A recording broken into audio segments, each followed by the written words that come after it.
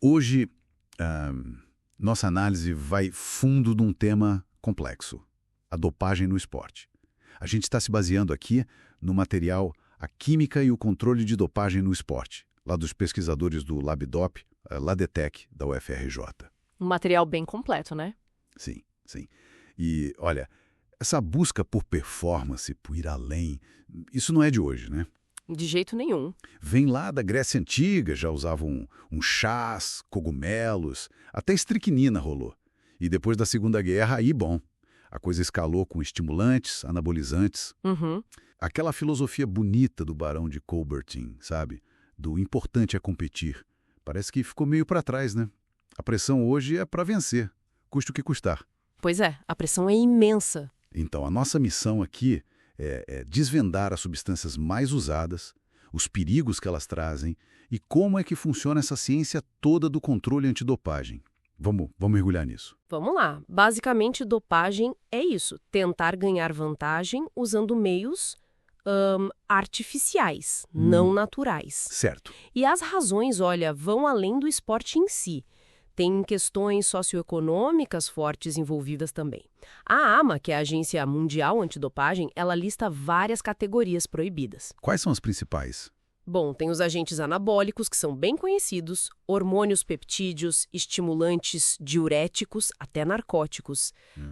Assim, uma tentativa de cercar as formas mais comuns de manipular o corpo, né? Falando nos anabólicos, os esteroides anabolizantes androgênicos, os EAA.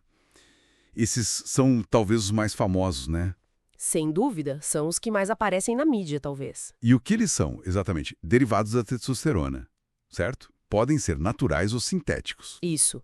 E o objetivo é, claro, turbinar o treino, aguentar mais carga, aumentar a força e resistência. Tem aquele histórico, parece que já tinha suspeita lá em Tóquio, 1964. Mas o caso que estourou mesmo foi o Ben Johnson, né? Em Seul, 88. Ah, sim. O estanozolol. Exato.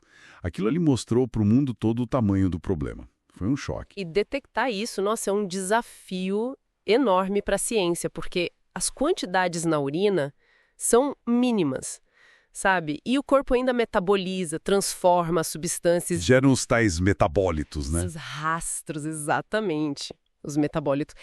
E para complicar mais ainda, a estrutura química deles é muito, muito parecida com os hormônios que a gente já produz. É fascinante e complicado ao mesmo tempo. Essa linha tênue. Justamente. Diferenciar o que é natural do que foi colocado ali. Aquela famosa razão testosterona, epitestosterona, até. Ela varia. Varia por etnia, se a pessoa bebeu álcool. Então, separar o joio do trigo exige métodos, assim, muito sofisticados. E ainda tem a questão da criatividade para burlar os testes, né? Isso não para. Não para. É aí que entram os chamados esteroides de desenho. Coisas como a norboletona, a THG. THG, esse ficou famoso também. Ficou.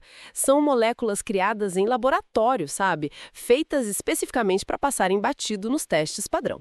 A THG mesmo só foi descoberta lá em 2003 porque alguém mandou uma denúncia anônima. Uma seringa. Nossa, que história. É uma corrida armamentista química, literalmente. E o preço para a saúde do atleta é altíssimo. Infertilidade em homens, masculinização em mulheres, problemas sérios no coração, no fígado, fora os problemas psiquiátricos, né? Agressividade, depressão, é chocante. É pesado. Saindo um pouco dos anabolizantes, tem os estimulantes. A função deles é outra, né? Mais alerta, menos fadiga. Exato. Para dar aquele gás extra. Exemplos aí são anfetaminas, efedrina, que às vezes está até em remédio para gripe, né? Tem que ter cuidado com isso. Cocaína. E até o MDMA, o êxtase, que tem uma origem curiosa ligada à mescalina dos astecas, olha só. Sim, a história das substâncias é interessante. E aqui é que fica, sei lá, curioso. Ver como drogas que a gente associa mais a festas, uso recreativo, também entram no jogo da dopagem esportiva. Mostra como essas barreiras são meio fluidas. Com certeza. E os riscos são igualmente sérios. Dependência química, arritmias cardíacas que podem ser fatais, surtos psicóticos, hipertermia, o corpo superaquece perigosamente e até falência renal. Além desses, tem outras classes, né? Você mencionou diuréticos, narcóticos. Sim, brevemente. Os diuréticos são usados muitas vezes para perder peso rápido, o que é chave em esportes com categoria de peso, ou, isso é importante, como agentes mascarantes. Mascarantes? Como assim? Eles diluem a urina. Aí fica mais difícil detectar outras substâncias proibidas que o atleta possa ter usado. É uma estratégia para enganar o teste. Entendi. E os narcóticos? Morfina, por exemplo? Esses não melhoram a performance diretamente. A ideia é mascarar a dor de uma lesão. Só que isso é perigosíssimo, né? O atleta pode forçar mais ainda uma lesão existente e, claro, tem um risco de dependência. E tem aquela história da semente de papoula, né? Que pode dar positivo para a morfina? É verdade. Um detalhe curioso, mas que os laboratórios sabem diferenciar, geralmente. Com tanta coisa, tantas estratégias, como é que o controle é feito na prática? Qual a amostra principal? A urina ainda é a rainha, digamos assim. O processo geralmente tem 2 etapas. Primeiro, uma triagem. É um teste mais rápido, sabe?